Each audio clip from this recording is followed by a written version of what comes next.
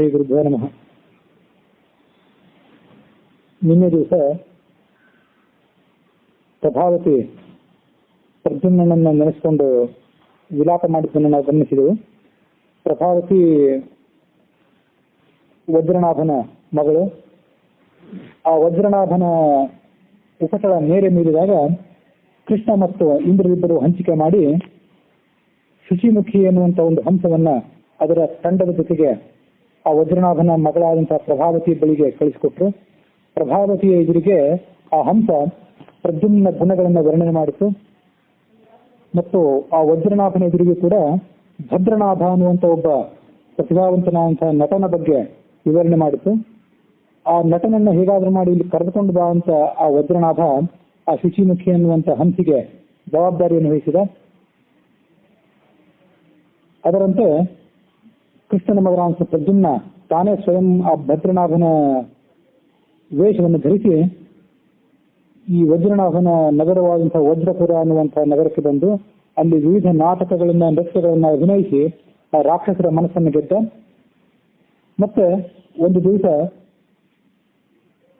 ಒಂದು ಹೂವಿನ ಹಾರದಲ್ಲಿ ದುಂಬಿಯ ರೂಪದಿಂದ ಅಡಗಿಕೊಂಡು ಆ ಪ್ರಭಾವತಿಯ ಅಂತಃಪುರಕ್ಕೆ ಬಂದು ತಲುಪಿದ ಅನ್ನುವಲ್ಲಿಗೆ 93ನೇ ಅಧ್ಯಾಯ ಮುಗಿದಿತ್ತು. 94ನೇ ಅಧ್ಯಾಯದಲ್ಲಿ ನಾವು ಆ ಕಥೆಯನ್ನು ಗಮನಿಸಬೇಕು.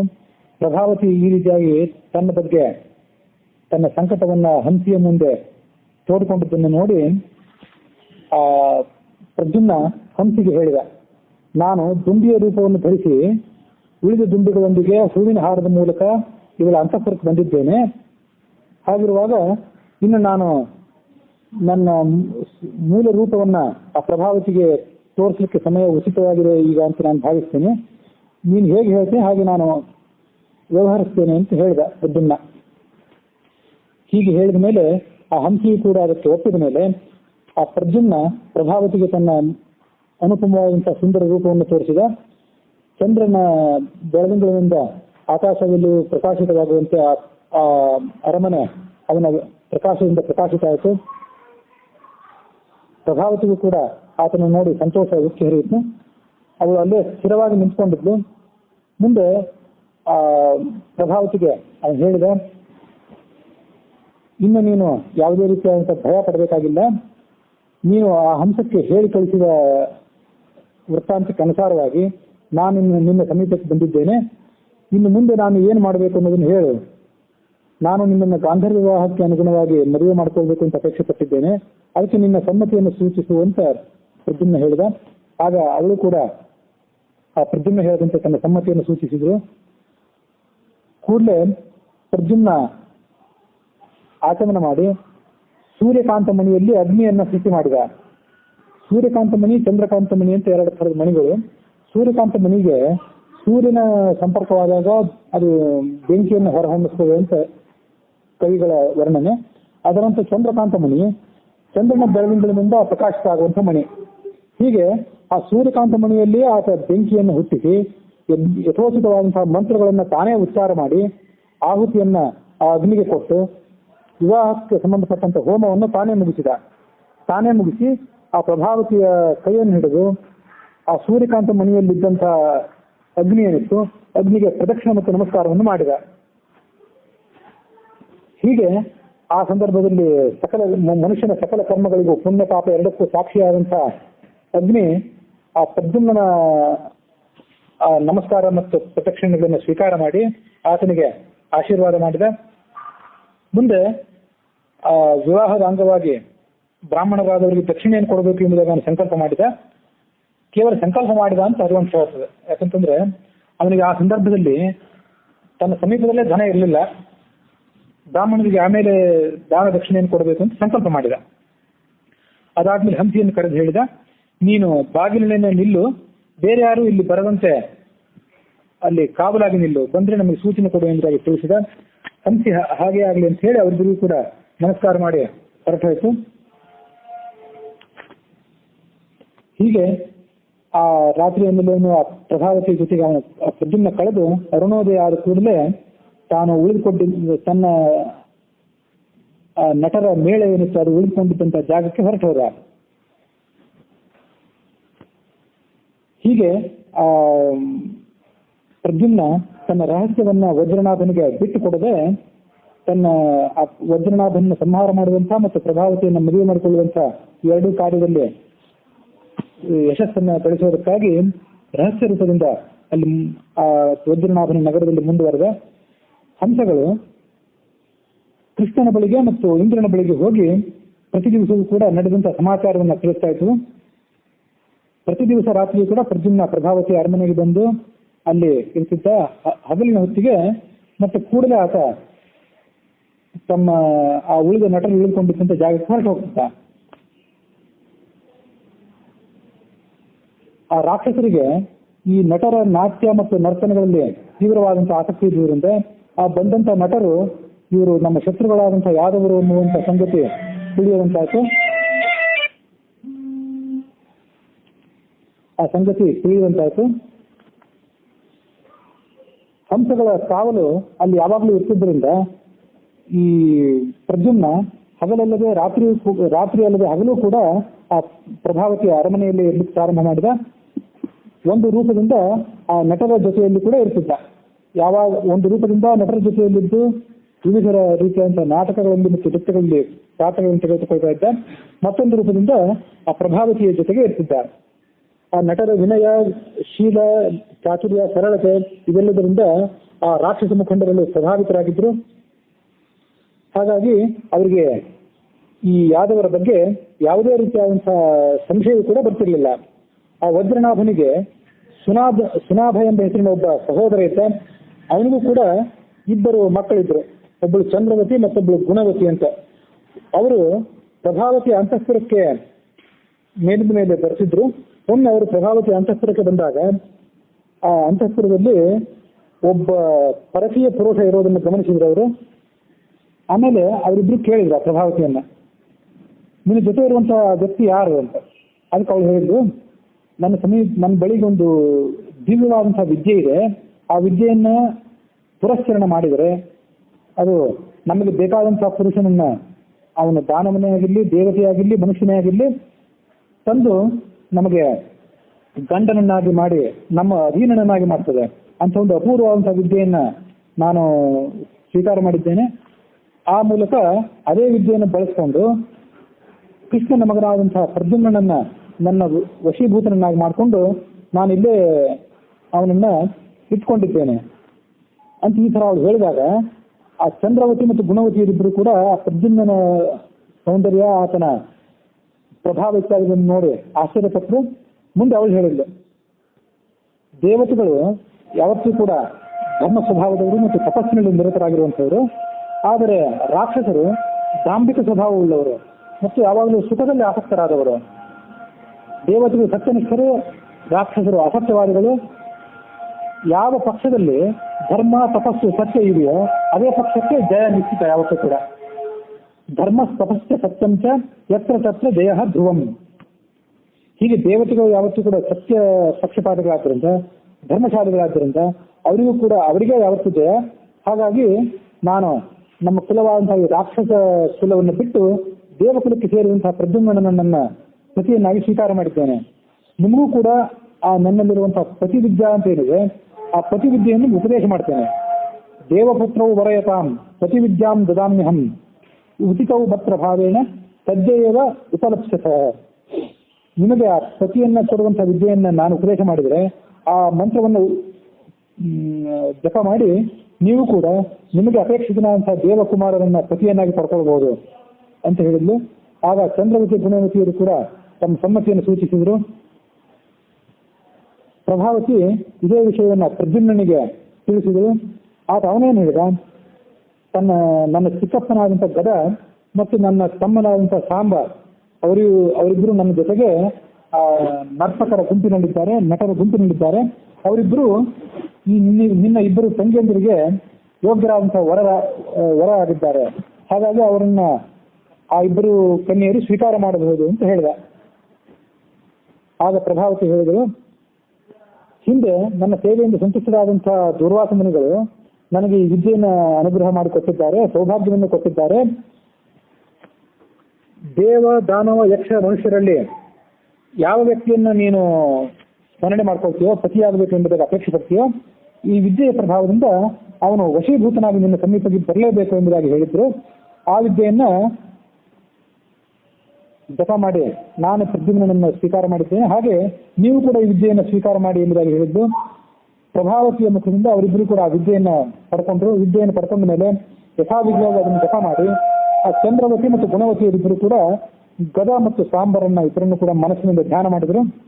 ಮರುಕ್ಷಣದಲ್ಲಿ ಆ ಮಂತ್ರಕ್ಕೆ ವಶೀಭೂತರಾಗಿ ಗದ ಮತ್ತು ಸಾಂಬರಿಬ್ಬರು ಆ ಪ್ರದ್ಯುಮ್ನ ಜೊತೆಗೆ ಆ ಮೂವರು ಸಹೋದರಿಯರಿದ್ದಂತಹ ಅರಮನೆಗೆ ಪ್ರವೇಶ ಮಾಡಿದರು. ಮಾಯಾವಿಯಾದಂತಹ ಪ್ರದ್ಯುಮ್ನ ಆ ಸಾಂಬ ಮತ್ತು ಗದರು ಬೇರೆಯವರ ಗಮನಕ್ಕೆ ಬರದಂತೆ ಮಾಡಿಬಿಟ್ಟಿದ್ದ. ಗಾಂಧರ್ವ ವಿವಾಹಕ್ಕೆ ಅನುಸಾರವಾಗಿ ಅವರಿಬ್ಬರು ಕೂಡ ಆ ಚಂದ್ರವತಿ ಮತ್ತು ಗುಣವತಿಯರನ್ನು ಮದುವೆ ಮಾಡಿಕೊಂಡ್ರು ಅನ್ನುವಲ್ಲಿಗೆ 94ನೇ ಅಧ್ಯಾಯ ಮುಗಿದಿದೆ. 95ನೇ ಅಧ್ಯಾಯದಲ್ಲಿ ವರ್ಷಾ ಋತುವಿನ ವರ್ಣನೆ ಇದೆ. ಆ ವರ್ಷಾ ಋತುವಿನ ವರ್ಣನೆಯ ನೆಪದಿಂದಲೇ ಪ್ರದ್ಯುಮ್ನ ತನ್ನ ದಿವ್ಯವಾದಂತಹ ಯಾದವ ವಂಶದ ಬಗ್ಗೆ ಅವಳಿಗೆ ಸವಿಸ್ತಾರವಾಗಿ ವರ್ಣನೆ ಮಾಡಿದಂತಹ ಘಟನೆಯನ್ನು ಕೂಡ ನಾವು ನೋಡ್ತೀವಿ.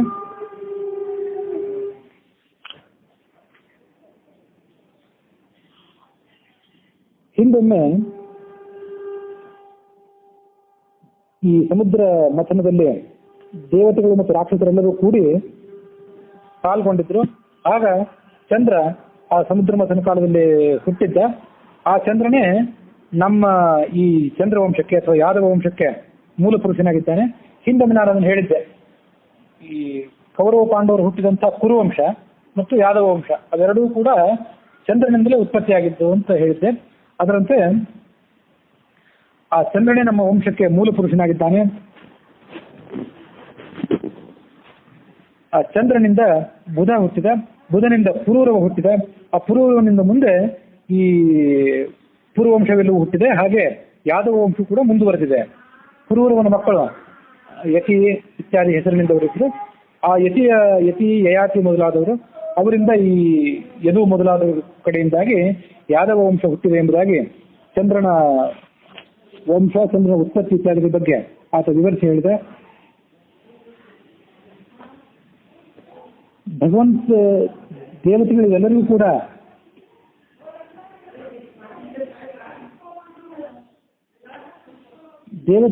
ಕೂಡ ಅಧಿಪತಿಯಾದಂತಹ ನಾರಾಯಣ ತನ್ನ ಕಾರ್ಯಸಿದ್ಧಿಗಾಗಿ ಈ ಚಂದ್ರವಂಶದಲ್ಲಿಯೇ ಕೃಷ್ಣ ಎಂಬ ಹೆಸರಿನಿಂದ ಹುಟ್ಟಿದ್ದಾನೆ. ಇದೇ ಚಂದ್ರವಂಶದಲ್ಲಿ ಹಿಂದೆ ಮಹಾತ್ಮರಾದಂತಹ ಉಪರಿಚರ ವಸುವು ಕೂಡ ಜನ್ಮ ತಾಳಿದ್ದಾನೆ. ಅವನು ದೊಡ್ಡ ಚಕ್ರವರ್ತಿಯಾಗಿದ್ದ, ದೇವರಾಜನಿಗೆ ಆತ ಮಿತ್ರನಾಗಿದ್ದ. ಚಂದ್ರವಂಶದಲ್ಲಿ ಅತ್ಯಂತ ಮುಖ್ಯವಾದಂತಹ ಸಾಮ್ರಾಟ ಅಂದ್ರೆ ಯದುರಾಜ, ಅವನು ಕೂಡ ದೊಡ್ಡ ಚಕ್ರವರ್ತಿಯಾಗಿದ್ದ. ಆ ಯದುವಿನ ವಂಶದಲ್ಲಿಯೇ ಮುಂದೆ ಈ ಯಾದವರೆಲ್ಲರೂ ಕೂಡ ಅನರ್ಥ ಮೊದಲಾದ ಅನೇಕ ಕವಲುಗಳಿಂದ ಕೂಡಿದಂತಹ ಯಾದವರೆಲ್ಲರೂ ಕೂಡ ಹುಟ್ಟಿದರು. ಹಾಗಾಗಿ ಆ ಚಂದ್ರವಂಶದಲ್ಲಿ ಹುಟ್ಟಿರುವಂತಹ ನಮಗೆಲ್ಲರಿಗೂ ಪಿತೃಸ್ಥಾನದಲ್ಲಿರುವಂತಹ ಕೃಷ್ಣನಿಗೆ ನೀನು ನಮಸ್ಕಾರ ಮಾಡಬೇಕು, ಕೃಷ್ಣನಿಗೆ ಗೌರವ ತೋರಿಸಬೇಕು ಎಂಬುದಾಗಿ ಪ್ರದ್ಯುಮ್ನ ತನ್ನ ಪತ್ನಿಯಾದಂತಹ ಆ ಪ್ರಭಾವತಿಗೆ ಕೃಷ್ಣನ ಮಹಾತ್ಮವನ್ನು ವಿವರಿಸಿ ಹೇಳಿದ ಅನ್ನುವಲ್ಲಿಗೆ 95ನೇ ಅಧ್ಯಾಯ ಮುಕ್ತಾಯ ಆಗಿದೆ. ಮುಂದೆ 96ನೇ ಅಧ್ಯಾಯದಲ್ಲಿ ನಾವು ನೋಡುವಂತ ಕಥೆ ಏನೆಂದ್ರೆ, ಕಶ್ಯಪರು ಒಂದು ದೀರ್ಘಕಾಲದ ಯಜ್ಞವನ್ನು ಪ್ರಾರಂಭ ಮಾಡಿದ್ರು. ಆ ಯಜ್ಞ ಪೂರ್ಣವಾದಾಗ ಆ ಯಜ್ಞದಲ್ಲಿ ಪಾಲ್ಗೊಳ್ಳಲಿಕ್ಕಾಗಿ ಬಂದಿರುವಂತಹ ದೇವತೆಗಳು ಮತ್ತು ದೈತ್ಯರೆಲ್ಲರೂ ಕೂಡ ತಮ್ಮ ತಮ್ಮ ಸ್ವಸ್ಥಾನಗಳಿಗೆ ತೆರಳಿದರು. ಅದಾದ್ಮೇಲೆ ಆ ವಜ್ರನಾಭನು ಕೂಡ ಕಶ್ಯಪರನ್ನು ಸಮೀಪಿಸಿದ. ನನ್ನ ಯಜ್ಞ ಮುಗಿದ ಮೇಲೆ ನೀನು ನನ್ನ ಬಳಿಗೆ ಬಾ, ನೀನು ತ್ರಿಲೋಕ ವಿಜಯ ಮಾಡುವುದಿದ್ರೆ ನನ್ನ ಯಜ್ಞದ ಬಳಿಕ ಮಾಡುವಂತ ಕಶ್ಯಪರು ಹಿಂದೆ ಅವನನ್ನು ಹೇಳಿ 3 ಲೋಕವನ್ನು ಗೆಲ್ಲುವಂತ ಆತನ ಮಹತ್ವಾಕಾಂಕ್ಷೆಯನ್ನ ತಡೆ ಹಿಡಿದಿದ್ರು ಅಂತ ಹಿಂದೆ ನಾನು ಹೇಳಿದ್ದೆ. ಹಾಗೆ ಆ ವಜ್ರನಾಭ ಅವರ ಯಜ್ಞ ಮುಗಿಯುವುದನ್ನು ಕಾಯುತ್ತಿದ್ದ. ಕೂಡಲೇ ಅವರ ಸಮೀಪಕ್ಕೆ ಹೋದ. ಆಗ ಅವರು ಹೇಳಿದ್ರು, ನಿನ್ನ ವಜ್ರಪುರ, ನಿನ್ನ ಅನುಯಾಯಿಗಳಾದಂತಹ ರಾಕ್ಷಸರು ಇವರೆಲ್ಲರೂ ಕೂಡ ದೊಡ್ಡದಂತ ಪರಿವಾರ ನಿನಗಿದೆ. ಹಾಗಾಗಿ ನಿನಗೆ ಅದು ಬೇಕಾದಂತಹ ಸಂಪತ್ತೆಲ್ಲವನ್ನು ಕೊಡುವಂತದ್ದಾಗಿದೆ, ಬೇಕಾದಂತಹ ವೈಭವ ನಿನಗಿದೆ. ಅದರಲ್ಲೇ ನೀನು ಸಂತೃಪ್ತನಾಗಿರು. ಆದರೆ ಈ ತ್ರಿಲೋಕ ವಿಜಯ ಮಾಡ್ಕೊಳ್ಬೇಕು ಅಂತ ಏನು ಅಪೇಕ್ಷೆ ಪಡ್ತಿದ್ದಿ, ಈ ಅಪೇಕ್ಷೆಯನ್ನು ನೀನು ಬಿಟ್ಟು ಬಿಡು. ಇಂದ್ರನು ನಿನಕ್ಕಿಂತಲೂ ಅಧಿಕವಾದ ತಪಸ್ಸನ್ನು ಮಾಡಿದ್ದಾನೆ. ಸ್ವಾಭಾವಿಕವಾಗಿ ಆತ ನಿನಕ್ಕಿಂತ ಹೆಚ್ಚು ಶಕ್ತಿ ಉಳ್ಳವನು ಆಗಿದ್ದಾನೆ. ಆತ ದೇವತೆಗಳಿಗೆ, ವಿಷ್ಣುವಿಗೆ ಮತ್ತು ಪರಶಿವನಿಗೆ, ಬ್ರಾಹ್ಮಣರಿಗೆ ಇತ್ಯಾದಿಗಳಿಗೆ ಶ್ರೇಷ್ಠವಾದಂಥ ಭಕ್ತಿಯನ್ನು ತೋರಿಸುವಂತವನಾಗಿದ್ದಾನೆ. ಹುಟ್ಟಿನಿಂದ ಆತ ನಿಮ್ಗೆಲ್ಲರಿಗೂ ಕೂಡ ಅಣ್ಣನೂ ಆಗಿದ್ದಾನೆ, ಜ್ಯೇಷ್ಠನಾಗಿದ್ದಾನೆ. ಆ ಕಾರಣದಿಂದ ಅವನು ನಿಮ್ಗೆಲ್ಲರಿಗೂ ಕೂಡ ರಾಜನಾಗಿದ್ದಾನೆ. ಹಾಗಿರುವಾಗ ಅವನ ಕೈಯಿಂದ ತ್ರಿಲೋಕ ಸಾಮ್ರಾಜ್ಯದ ಆಧಿಪತ್ಯವನ್ನು ಕಿತ್ತುಕೊಂಡು ನೀನು ಅವನನ್ನ ಮೂಲೆಗುಂಪು ಮಾಡುವಂಥದ್ದು ಒಳ್ಳೆಯದಲ್ಲ. ಅದು ಹಾಗೇನಾದರೂ ಅಂತ ಆಕಾಂಕ್ಷೆಯನ್ನು ತಾಳಿದ್ರೆ ನೀನು ವಿನಾಶ ಹೊಂದುತ್ತೀವಿ. ಈಗ ಕಶ್ಯಪರವನಿಗೆ ಎಚ್ಚರಿಕೆಯನ್ನು ಹೇಳಿದ್ರು. ಕಶ್ಯಪರವನಿಗೆ ಎಚ್ಚರಿಕೆಯನ್ನು ಹೇಳಿದ್ರು ಕೂಡ ಆ ವಜ್ರನಾಭನಿಗೆ ಕಶ್ಯಪರು ಹೇಳಿದಂತ ಮಾತು ಪಥ್ಯವಾಗಲಿಲ್ಲ. ಸಾಯಲಿಕ್ಕೆ ಹೊರಟವನಿಗೆ ಔಷಧಗಳು ಹೇಗೆ ಪಥ್ಯ ಆಗೋದಿಲ್ಲ, ಔಷಧ ಹೇಳಿಕೆ ರುಚಿಸೋದಿಲ್ಲವೋ ಹಾಗೆ ಅವನಿಗೆ ಆ ಮಾತುಗಳು ಯಾವುದು ರುಚಿಸಲಿಲ್ಲ. ಅವನು ಮೂರು ಲೋಕಗಳನ್ನು ಗೆದ್ದೇ ಬಿಡ್ತೇನೆ ಎಂಬುದಾಗಿ ನಿಶ್ಚಯ ಮಾಡಿ ಯುದ್ಧವನ್ನ ಮಾಡಲಿಕ್ಕೆ ಪ್ರಾರಂಭ ಮಾಡಿದ. ತನ್ನ ಬಾಂಧವರನ್ನ, ಮಿತ್ರರೆಲ್ಲರನ್ನು ಸೇರಿಸಿಕೊಂಡು ಅಪಾರ ಸಂಖ್ಯೆಯ ಒಂದು ದೊಡ್ಡ ಸೈನ್ಯವನ್ನು ಸಂಗ್ರಹ ಮಾಡಿಕೊಂಡು ಮೊದಲು ಸ್ವರ್ಗಲೋಕದ ಮೇಲೆ ಆಕ್ರಮಣ ಮಾಡಿದ.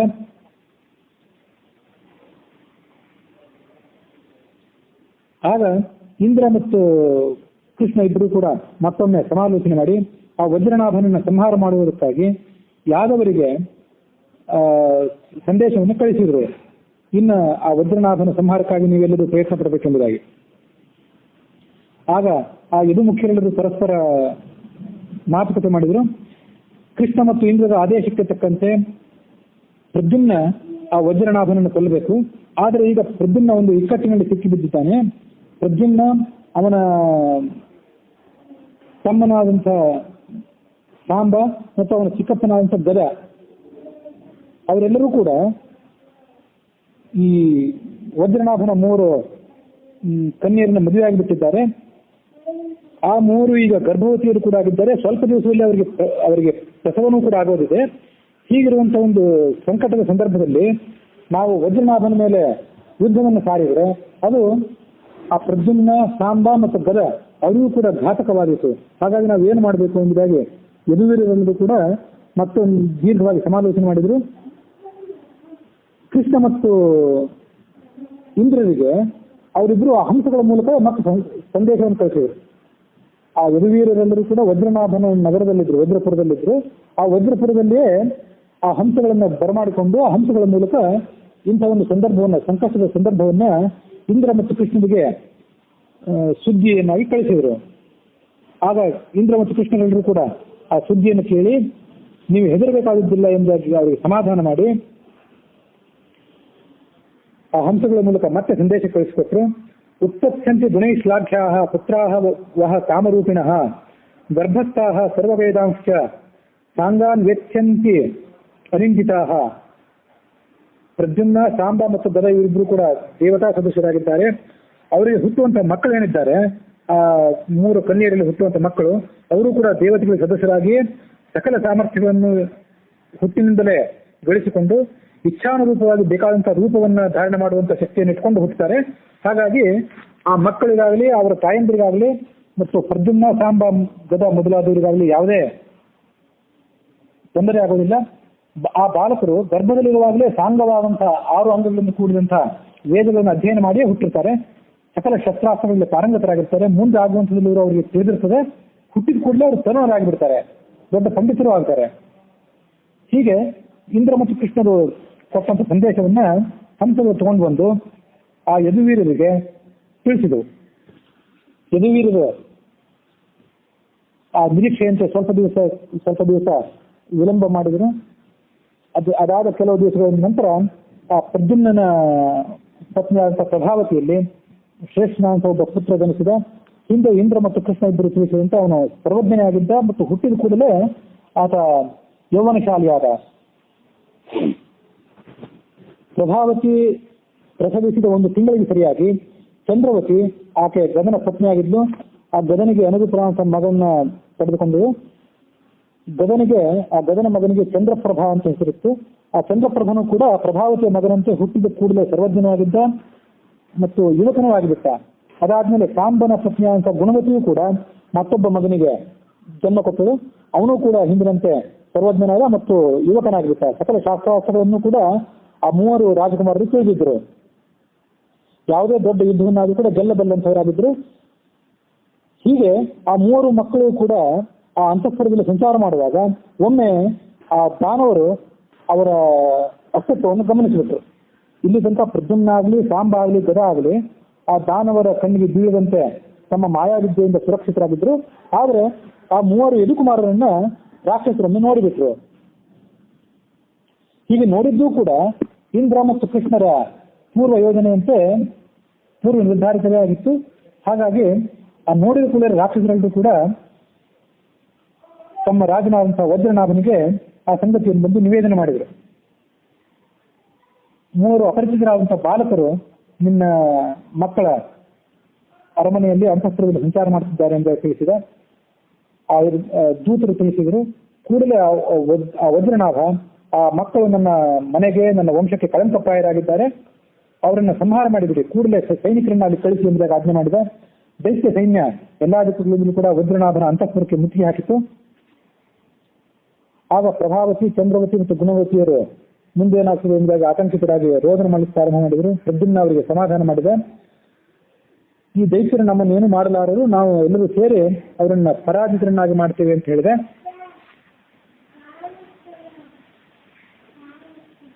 ನಿನ್ನ ತಂದೆಯಾದಂತಹ ವಜ್ರನಾಭ ಮತ್ತು ಆತನ ಸಹೋದರನಾದಂತಹ ಸುನಾಭ ಇವರಿಬ್ಬರು ಕೂಡ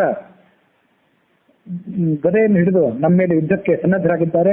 ಅದರಂತೆ ನಿಮ್ಮ ರಾಕ್ಷಸರ ಬೃಹದಾಕಾರವಾದಂತಹ ಸೈನ್ಯವು ಕೂಡ ನಮಗೆ ಎದುರಾಗಿ ಈಗ ಯುದ್ಧ ಮಾಡಲಿಕ್ಕೆ ತಯಾರಾಗಿದೆ. ಆದರೆ ನೀನು ಯಾವುದೇ ಆತಂಕ ಪಡಬೇಕಾಗಿಲ್ಲ, ನಾವು ಯುದ್ಧವನ್ನು ಗೆಲ್ಲುತ್ತೇವೆ, ಜಯ ನಮ್ಮ ಪಕ್ಷಕ್ಕೆ ನಿಶ್ಚಿತ ಎಂಬುದಾಗಿ ಹಾಕಿ ಸಮಾಧಾನ ಮಾಡಿ ಮುಂದೆ ಯುದ್ಧಕ್ಕೆ ಸನ್ನದ್ಧನಾದ. ಆಗ ಆ ಪ್ರಭಾವತಿ ಅಳತಾ ಪ್ರದ್ಯುಮ್ನಿಗೆ ಹೇಳಿದ್ಲು, ಒಂದು ಖಡ್ಗವನ್ನು ಕೈಯಲ್ಲಿ ತಗೊಂಡು ಆ ಖಡ್ಗವನ್ನ ಪ್ರದ್ಯುಮ್ನ ಕೈ ಕೊಟ್ಲು. ಮೊದಲು ನಿನ್ನ ರಕ್ಷಣೆಯನ್ನು ಮಾಡಿಕೊ, ನಿನಗೆ ಏನಾದರೂ ಆದರೆ ನನ್ನ ಗತಿ ಅದು ಊಹೆಗೆ ನಿಲುಕಲಾರದಂಥದ್ದು. ಹಾಗಾಗಿ ನೀನು ಈಗ ಮೊದಲು ಈ ಶಸ್ತ್ರವನ್ನ, ನಾನು ಕೊಟ್ಟಂತ ಶಸ್ತ್ರವನ್ನು ತಗೊಂಡು ನಿನ್ನ ರಕ್ಷಣೆಯನ್ನು ಮಾಡಿಕೊ. ದೂರ್ವಾಸರ ಅನುಗ್ರಹದಿಂದ ನಾನು ಸೌಭಾಗ್ಯವತಿಯಾಗಿ ಸುಮಂಗಲಿಯಾಗಿ ಮುಂದುವರಿತೇನೆ ಎಂಬುದಾಗಿ ನನಗೆ ವಿಶ್ವಾಸ ಇದೆ. ವೈಭವದಿಂದ ರಹಿತಳಾಗಿ, ಪರಮ ಸಂತುಷ್ಟಳಾಗಿ, ಸಕಲ ವೈಭವದಿಂದ ಕೂಡಿದವಳಾಗಿ, ಮಕ್ಕಳಿಗೆ ತಾಯಿಯಾಗಿ, ಅನೇಕ ಮಕ್ಕಳಿಗೆ ತಾಯಿಯಾಗಿ ನೀನು ಜೀವನ ನಡೆಸ್ತಿ. ವೈಧವ್ಯ ರಹಿತ ಸೃಷ್ಟ ಜೀವಪುತ್ರ ಭವಿಷ್ಯಸಿ, ಈಗ ನನಗೆ ದುರ್ವಾಸರ ವರ ಕೊಟ್ಟಿದ್ದಾರೆ. ಹಾಗಾಗಿ ನೀನು ಈಗ ಯುದ್ಧದಲ್ಲಿ ಮುಂದುವರಿ ಎಂಬ ಗಂಡನಿಗೆ ಹಾಗೆ ಖಡ್ಗವನ್ನು ಕೊಟ್ಟಲು. ಅದಾದ್ಮೇಲೆ ಚಂದ್ರವತಿ ಮತ್ತು ಗುಣವತಿಯರು ಕೂಡ ಗದನಿಗೆ ಮತ್ತು ಸಾಂಬನಿಗೆ ಖಡ್ಗವನ್ನು ಕೊಟ್ಟರು. ಅವರೆಲ್ಲರೂ ಕೂಡ ಯುದ್ಧಕ್ಕೆ ಸನ್ನದ್ಧರಾದರು. ಪ್ರದ್ಯುಮ್ನ ತನ್ನ ಸಾರಥಿಗೆ ಹೇಳಿದ, ನನಗೀಗ ಸಾರಥಿಯಾಗಲಿ ರಥವಾಗಲಿ ಅವಶ್ಯಕತೆ ಇಲ್ಲ, ನಾನು ಆಕಾಶದಲ್ಲಿ ನಿಂತುಕೊಂಡು ಆ ರಾಕ್ಷಸ ಸೈನ್ಯವನ್ನು ಎದುರಿಸುವವನಿದ್ದೇನೆ.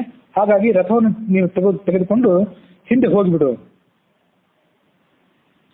ಅಂತ ಈ ರೀತಿಯಾಗಿ ತನ್ನ ಸಾರಥಿಯನ್ನು ಹಿಂದೆ ಕಳಿಸಿದ. ಮತ್ತೆ ಪ್ರದ್ಯುಮ್ನ ತನ್ನ ಮಾಯೆಯಿಂದ ಒಂದು ದಿವ್ಯವಾದಂತಹ ರಥವನ್ನು ಸೃಷ್ಟಿ ಮಾಡಿದ. ದಿವ್ಯವಾದಂತಹ ರಥವನ್ನು ಸೃಷ್ಟಿ ಮಾಡಿ 1000 ಹೆಡೆಗಳನ್ನು ಹೊಂದಿದಂತಹ ನಾಗನನ್ನೇ ತನ್ನ ರಥಕ್ಕೆ ಸಾರಥಿಯನ್ನಾಗಿ ಕಲ್ಪನೆ ಮಾಡಿಕೊಂಡು ಆ ದಾನವ ಸೈನಿಕರ ಮೇಲೆ ಆಕ್ರಮಣವನ್ನ ಪ್ರಾರಂಭ ಮಾಡಿದ. ಆ ದೈತ್ಯರು ಕೂಡ ಪ್ರದ್ಯುಮ್ನನ್ನ ಸಂಹಾರ ಮಾಡಲೇಬೇಕೆಂಬುದಾಗಿ ನಿಶ್ಚಯ ಮಾಡಿ ಎಲ್ಲರೂ ಕೂಡ ಅವನ ಮೇಲೆ ಏರಿ ಬಂದರು. ಸಾಂಬ, ಪ್ರದ್ಯುಮ್ನ ಮತ್ತು ಗದರು ಈ 3 ಜನ ಆ ದೈತ್ಯರ ಸೈನ್ಯದ ಮೇಲೆ ಯುದ್ಧ ಮಾಡ್ತಿದ್ದಾಗ ಸಾಂಬನಿಗೆ ಸಹಾಯ ಮಾಡುವುದಕ್ಕಾಗಿ ಇಂದ್ರ ಐರಾವತ ಅನ್ನುವಂತಹ ಆನೆಯನ್ನು ಕಳಿಸಿಕೊಟ್ಟ ಮತ್ತು ತನ್ನ ರಥವನ್ನು ಕೂಡ ಗದನಿಗೆ ಕಳಿಸಿಕೊಟ್ಟ. ಮಾತಲಿಯ ಮಗ, ಮಾತಲಿ ಅಂದ್ರೆ ಇಂದ್ರನ ಸಾರಥಿ, ಅವನ ಮಗ ಸುವರ್ಚಸ್ ಎಂಬುದಾಗಿ ಒಬ್ಬ ಇದ್ದಾನೆ, ಅವನನ್ನ ಸಾರಥಿಯನ್ನಾಗಿ ಕಳಿಸಿಕೊಟ್ಟ. ಐರಾವತ ಅನ್ನುವಂತಹ ಆನೆಗೆ ಮಾವಟಿಗನನ್ನಾಗಿ, ಆನೆಯನ್ನು ನಿಯಂತ್ರಣ ಮಾಡುವುದಕ್ಕಾಗಿ ಪ್ರವರ ಅಂತ ಹಿಂದೆ ನಾವು ಒಬ್ಬ ಬ್ರಾಹ್ಮಣನ ಹೆಸರು ಕೇಳಿದ್ವಲ್ಲ, ಪರಶುರಾಮನ ಶಿಷ್ಯ ಆತ, ಇಂದ್ರನ ಸ್ನೇಹಿತ. ಆ ಬ್ರಾಹ್ಮಣನನ್ನ ಆನೆಯ ಮಾವಟಿಗನನ್ನಾಗಿ ಕಳಿಸಿಕೊಟ್ಟ. ಹೀಗೆ ಆ ಸುವರ್ಚಸ ಮತ್ತು ಪ್ರವರ ಇಬ್ರು ಕೂಡ ರಥಗಳನ್ನ, ಆನೆಗಳನ್ನು ತೆಗೆದುಕೊಂಡು ಬಂದು ಪ್ರದ್ಯುಮ್ನ, ಸಾಂಬ, ಗದ ಇವರಿಗೆ ಯುದ್ಧಕ್ಕೆ ಸಹಾಯ ಮಾಡಲಿಕ್ಕಾಗಿ ಬಂದ್ರು. ಆಗ ದೇವತೆಗಳಿಗೂ ಋಷಿಗಳಿಗೂ ಎಲ್ಲರಿಗೂ ಕೂಡ ಈ ಸಂಗತಿ ನಿಶ್ಚಯವಾಯಿತು. ಇನ್ನ ಆ ವಜ್ರನಾಥನ ತಪಸ್ಸು, ಆತನ ಆಯುಷ್ಯ ಎಲ್ಲವೂ ಕ್ಷೀಣವಾಗಿದೆ. ಆತ ಯಾದವರ ಪರಾಕ್ರಮಕ್ಕೆ ಆಹುತಿಯಾಗಿ ಇವತ್ತು ಯುದ್ಧದಲ್ಲಿ ಪರಾಜಿತನಾಗ್ತಾನೆ, ಸತ್ತು ಹೋಗ್ತಾನೆ ಎಂಬುದಾಗಿ ಸಕಲ ಜೀವಿಗಳು ಕೂಡ ಆ ವಿಶ್ವಾಸವನ್ನು ಹೊಂದಿದ್ರು. ಮುಂದೆ ಪ್ರದ್ಯುಮ್ನ ತನ್ನ ಚಿಕ್ಕಪ್ಪನ ಅಂತ ಗದನಿಗೆ ಹೇಳಿದ, ನಿನ್ನ ಸಲುವಾಗಿ ಇಂದ್ರ ಈ ರಥವನ್ನು ಕಳಿಸಿಕೊಟ್ಟಿದ್ದಾನೆ.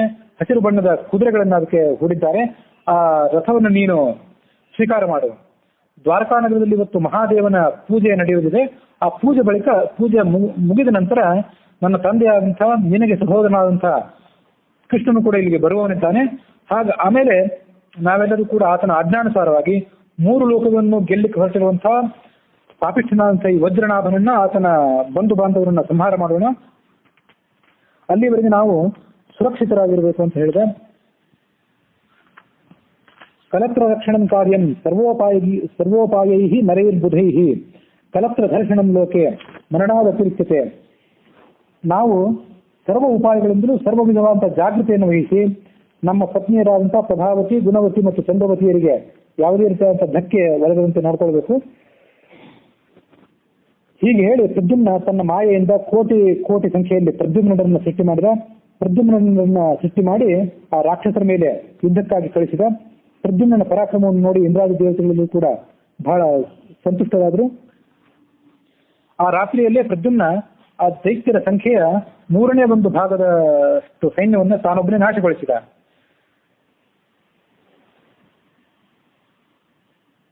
ಅದೇ ಆ ಸಮಯಕ್ಕೆ ಜಯಂತನು ಕೂಡ ಯುದ್ಧಕ್ಕೆ ಬಂದಿದ್ದ.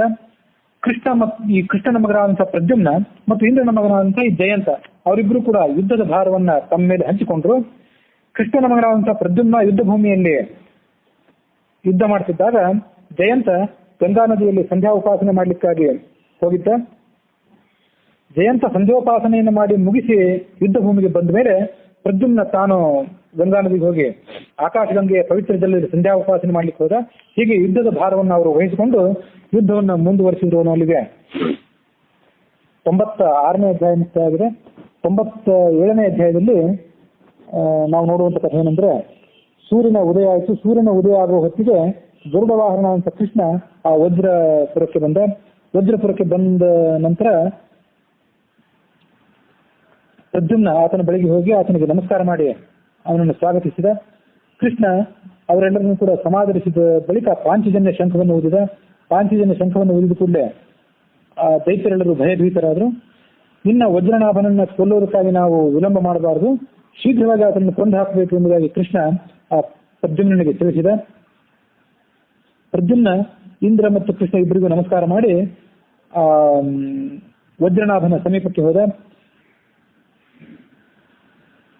ಪ್ರದ್ಯುಮ್ನ ಗರುಡನ ಮೇಲೆ ಆರೂಢನಾಗಿ ವಜ್ರನಾಭನನ್ನ ವಿವಿಧ ರೀತಿಯಾದಂತಹ ಶಸ್ತ್ರಾಸ್ತ್ರಗಳಿಂದ ಪ್ರಹಾರ ಮಾಡಲಿಕ್ಕೆ ಪ್ರಾರಂಭ ಮಾಡಿದ.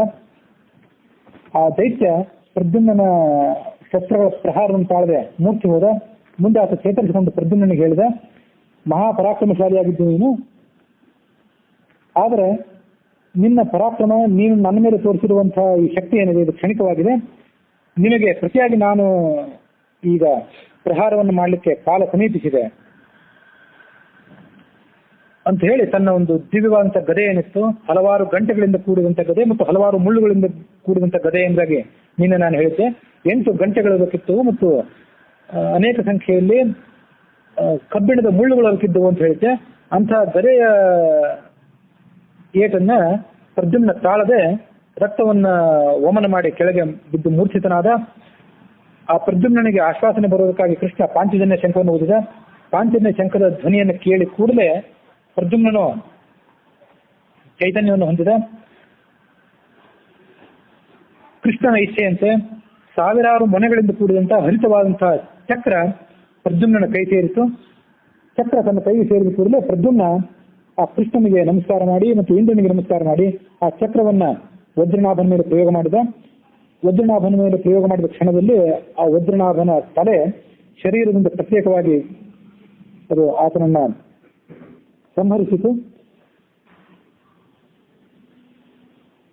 ಹೀಗೆ ಆ ವಜ್ರನಾಭ ಸಂಹರಿತನಾದ ಮೇಲೆ ಆ ಕೃಷ್ಣನ ಭಯದಿಂದ ಪೀಡಿತನಾದಂತಹ ನಿಕುಂಭ ಅಂತ ಒಂದು ರಾಕ್ಷಸ ಇದ್ನಲ್ಲ, ಹಿಂದೆ ಸತ್ತು ಹೋದಂತಹ ನಿಕುಂಭನ ಮತ್ತೊಂದು ರೂಪ ಇದೆ. ಆ ನಿಕುಂಭ ಕೃಷ್ಣನಿಗೆ ಭಯಭೀತನಾಗಿ ಷಟ್ಪುರಕ್ಕೆ ಓಡಿ ಹೋದ.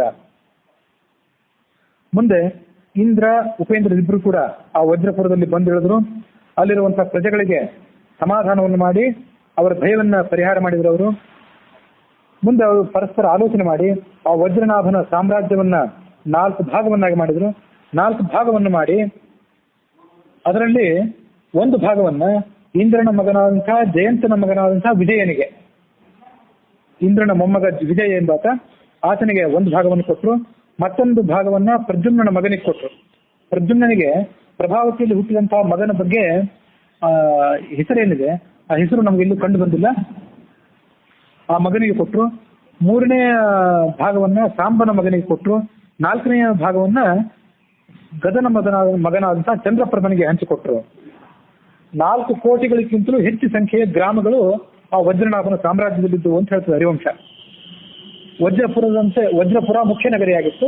ಅದಲ್ಲದೆ ಸುಪುರ ಅಂತ ನಿನ್ನೆ ಒಂದು ಹೆಸರು ಹೇಳಿದ್ದೆ. ಸುಪುರ ಮೊದಲಾದಂತಹ ಸಾವಿರಾರು ಶಾಖಾ ನಗರಿಗಳು ಕೂಡ ಅಲ್ಲಿದ್ದವು. ಅವನ್ನು ಕೂಡ 4 ಭಾಗವನ್ನಾಗಿ ಮಾಡಿದ್ರು ಅವರು. ಸಾಮ್ರಾಜ್ಯದಲ್ಲಿದ್ದಂತಹ ಸಕಲ ಸಂಪತ್ತು, ವಜ್ರ ವೈಡೂರ್ಯಗಳು ಎಲ್ಲವನ್ನೂ ಕೂಡ ಅವರು ಭಾಗವನ್ನಾಗಿ ಮಾಡಿ ಇಂದ್ರ ಮತ್ತು ಕೃಷ್ಣರಿಬ್ಬರು ಕೂಡ ತಮ್ಮ ಮೇಲ್ವಿಚಾರಣೆಯಲ್ಲಿ ಅದನ್ನೆಲ್ಲರಿಗೂ ಕೂಡ ಹಂಚಿದ್ರು. ಮತ್ತು ಆ 4 ಜನ ರಾಜಕುಮಾರರಿಗೆ ಗಂಗಾ ನದಿಯ ನೀರಿನೊಂದಿಗೆ ಅವರು ಅಭಿಷೇಕ ಮಾಡಿದರು.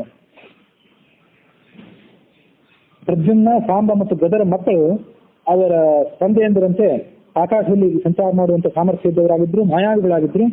ಮುಂದೆ ಇಂದ್ರ ತನ್ನ ಮಗನಂತ ಜಯಂತನಿಗೆ ಹೇಳಿದ, ನೀನು ಈ 4 ಜನ ಹೊಸದಾಗಿ ಪಟ್ಟಾಭಿಷೇಕ ಮಾಡಿಸಿಕೊಂಡಿರುವಂತಹ ಈ 4 ಜನ ರಾಜರೇನಿದ್ದಾರೆ, ಇವರನ್ನು ನೀನು ಸರ್ವ ಉಪಾಯಗಳಿಂದಲೂ ರಕ್ಷಿಸಬೇಕು. ಯಾಕೆಂದ್ರೆ ಒಬ್ಬ ನನ್ನ ಅಂದ್ರೆ ದೇವೇಂದ್ರನ ವಂಶವನ್ನು ಮುಂದುವರೆಸಂತವನು, ಉಳಿದ 3 ಕೃಷ್ಣನ ವಂಶವನ್ನ ಮುಂದುವರೆಸಂತವರು. ಹಾಗಾಗಿ ಇವರಿಗೆ ಸಕಲ ರೀತಿಯಾದಂತಹ ರಕ್ಷಣೆಯನ್ನು ನೀನು ಒದಗಿಸಿಕೊಡ್ಬೇಕು. ಈ 4 ಜನ ರಾಜಕುಮಾರರು ಬೇಕಾದಾಗ ದ್ವಾರಕಾಪಟ್ಟಣಕ್ಕಾಗಲಿ ಸ್ವರ್ಗಲೋಕಕ್ಕಾಗಲಿ ಹೋಗುವಂತಹ ಅವಕಾಶವನ್ನು ಕೂಡ ಅವರಿಗೆ ಮಾಡಿಕೊಡಬೇಕು.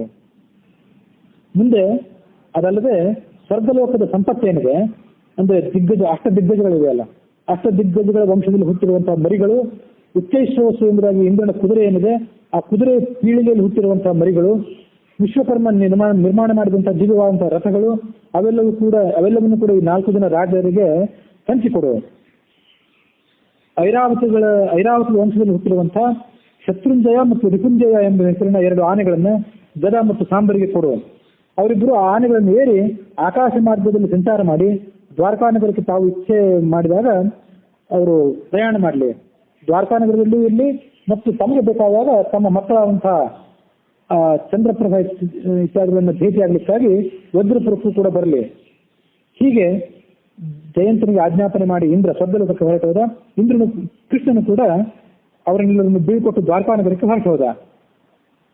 ಪ್ರದ್ಯುಮ್ನ, ಸಾಂಬ ಮತ್ತು ಗದ ಇವರು 3 ತಮ್ಮ ಮಕ್ಕಳಿಗೆ ರಾಜ್ಯಾಡಳಿತವನ್ನ ಪರಿಚಯ ಮಾಡಿಕೊಡಿಸುವುದಕ್ಕಾಗಿ, ಅವರಿಗೆ ರೂಢಿ ಮಾಡಿಕೊಡುವುದಕ್ಕಾಗಿ ಅವರ ಜೊತೆ 6 ತಿಂಗಳು ಅಲ್ಲೇ ಇದ್ರು.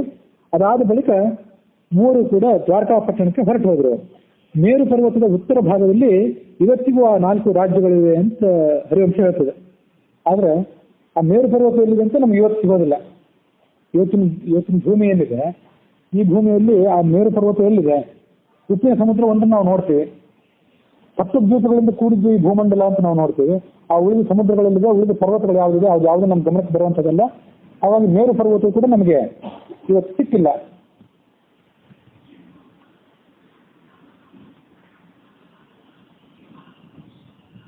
ಮುಂದೆ ಮೌಸಲ ಯುದ್ಧ ಮುಗಿದ ಬಳಿಕ ಭೂಮಿಯಲ್ಲಿ ಅವತಾರ ಮಾಡಿದಂತ ಯಾದವರೆಲ್ಲರೂ ಸ್ವರ್ಗಕ್ಕೆ ಪ್ರಯಾಣ ಮಾಡಿಬಿಟ್ರು ಅಂತ ಹೇಳ್ತದೆ ಹರಿವಂಶ. ಮುಂದೆ ಆಗುವಂತ ಕಥೆಯನ್ನು ಸೂಚನೆ ಮಾಡ್ತದೆ. ಅದು ಮೌಸಲ ಯುದ್ಧ ಅಂದ್ರೆ ಏನಂದ್ರೆ, ಕಥೆಯನ್ನು ಈಗಲೂ ಒಂದು ಸ್ವಲ್ಪ ಸಂಕ್ಷಿಪ್ತವಾಗಿ ಹೇಳ್ಬೇಕು. ಮೌಸಲ ಯುದ್ಧ ಅಂದ್ರೆ ಏನಂತ ಗೊತ್ತಿರ್ಬೇಕಲ್ಲ. ಈ ಯಾದವರು ಕೆಲವು ಋಷಿಗಳಿಗೆ ಅಪಹಾಸ್ಯ ಮಾಡುವುದಕ್ಕಾಗಿ ತಾಮ್ರನ್ನು ಕರ್ಕೊಂಡು ಬಂದು ಆತನಿಗೆ ಗರ್ಭಿಣಿ ಸ್ತ್ರೀಯ ವೇಷ ಹಾಕಿ ಆತನ ಹೊಟ್ಟೆಯಲ್ಲಿ ಒಂದು ಒನಕೆಯನ್ನು ಇಟ್ಟು ಋಷಿಗಳ ಕಡೆ ಕರ್ಕೊಂಡು ಹೋದ್ರು. ಈ ಹೆಣ್ಮಗಳು ಏನನ್ನ ಪ್ರಸವಿಸ್ತಾಳೆ, ಗಂಡು ಮಗುವನ್ನು ಪ್ರಸವಿಸ್ತಾಳೆ, ಹೆಣ್ಣು ಮಗುವನ್ನು ಪ್ರಸವಿಸ್ತಾಳೆ ಅಂತ ಹೇಳಿ ಅಂತ ಹೇಳಿದ್ರು. ಆ ಋಷಿಗಳಿಗೆ ಈ ಯಾದವರ ಕುಚೋದ್ಯ ತಡಿಲಿಕ್ಕಾಗದೆ ಹೆಣ್ಣು ಹರಿಯೋದಿಲ್ಲ, ಅದರಂತೆ ಗಂಡು ಮಗುವನ್ನು ಇವರು ಪ್ರಸವಿಸೋದಿಲ್ಲ, ಎಲ್ಲದಕ್ಕಿಂತ ಬದಲಾಗಿ ಒಂದು ಒನಕೆಯನ್ನು ಇವರು ಪ್ರಸವಿಸ್ತಾಳೆ, ಆ ಒನಕೆಯಿಂದ ನಿಮ್ಮ ಯಾದವರ ಕುಲಕ್ಕೆ ಧ್ವಂಸ ಆಗಲಿದೆ ಅಂತ ಹೇಳಿದ್ರು. ಆ ಒನಕೆಯನ್ನ ಕೃಷ್ಣ ಸರಿಸಿ ಒನಕೆಯನ್ನ 1000 ಚೂರು ಮಾಡಿ ಸಮುದ್ರದಲ್ಲಿ ಬಿಸಾಕಿಬಿಡಿ ಅಂತ ಹೇಳಿದ್ದ. ಆದ್ರೆ ಯಾದವರ ಅಂತ್ಯಕ್ಕಾಗಿ ಹುಟ್ಟಿದ್ದಂತ ಒನಕೆ ಅದು. ಆ ಒನಕೆಯ ಚೂರುಗಳಿಂದ ಜೊಂಡು ಹುಲ್ಲು ಬೆಳೆದ್ಬಿಟ್ಟಿತ್ತು ಸಮುದ್ರದಲ್ಲಿ. ಆ ಜೊಂಡು ಹುಲ್ಲಿನಿಂದಲೇ ಮುಂದೆ ಯಾದವರೆಲ್ಲ ಮದ್ಯಪಾನ ಮಾಡಿ ಪರಸ್ಪರರಲ್ಲಿ ಜಗಳವಾಡಿ ಧ್ವಂಸ ಆಗಿ ಹೋದರು. ಅದಕ್ಕಾಗಿ ಯಾದವ ಕಲಹ ಅಂತ ಏನಿದೆ, ಒಂದು ವಂಶದಲ್ಲಿ ಅಥವಾ ಒಂದು ರಾಜ್ಯದಲ್ಲಿ ಪರಸ್ಪರ ಕಲಹ ಆದರೆ ಅದಕ್ಕೆ ಯಾದವ ಕಲಹ ಅಂತ ಕರೀತಾರೆ. ಹಾಗಾಗಿ ಮೌಸಲ ಯುದ್ಧ ಅಂದ್ರೆ ಕೃಷ್ಣಾವತಾರದ ಕೊನೆ ಗಳಿಗೆಯಲ್ಲಿ, ಪಾಂಡವರ ಕೊನೆ ಗಳಿಗೆಯಲ್ಲಿ ನಡೆದಂತಹ ಯುದ್ಧಕ್ಕೆ ಮೌಸಲ ಯುದ್ಧ, ಯಾದವ ಕಲಹ ಅಂತ ಕರೀತಾರೆ. ಅದಾದ ಬಳಿಕ ಯಾದವರೆಲ್ಲರೂ ಕೂಡ ಸ್ವರ್ಗಕ್ಕೆ ಹೋಗಿಬಿಟ್ರು. ಪ್ರದ್ಯುಮ್ನ, ಗದ, ಸಾಂಬರು ಕೂಡ ತಮ್ಮ ಮಕ್ಕಳಿದ್ದಂತಹ ವಜ್ರಪುರಕ್ಕೆ ಪ್ರಯಾಣ ಮಾಡಿದ್ರು. ಅಲ್ಲಿಂದ ಮುಂದೆ ಅವರು ಸ್ವರ್ಗಲೋಕಕ್ಕೆ ಹೊರಟು ಹೋಗ್ತಾರೆ, ಆ ಮಕ್ಕಳನ್ನ ಬೀಳ್ಕೊಟ್ಟು. ಹೀಗೆ ಆ ಪ್ರದ್ಯುಮ್ನ ಉತ್ಕರ್ಷವನ್ನ ನಾನು ನಿಮಗೆ ವರ್ಣನೆ ಮಾಡಿ ಹೇಳಿದ್ದೇನೆ. ಆ ಪ್ರಕರಣದ ಶ್ರವಣ ಮತ್ತು ಅದರ ಪಾರಾಯಣ, ನಿತ್ಯ ಅದರ ಪಠಣ ಇತ್ಯಾದಿಗಳೇನಿದೆ ಅವು ಶ್ರಾವಕನಿಗೆ ಮತ್ತು ವಾಚಕ ಇಬ್ಬರಿಗೂ ಕೂಡ ಸಕಲ ರೀತಿಯಾದಂತಹ ಶ್ರೇಯಸ್ಸನ್ನು ಕೊಡುವಂಥವು. ಈ ಪ್ರಕರಣ ಏನಿದೆ ಇದು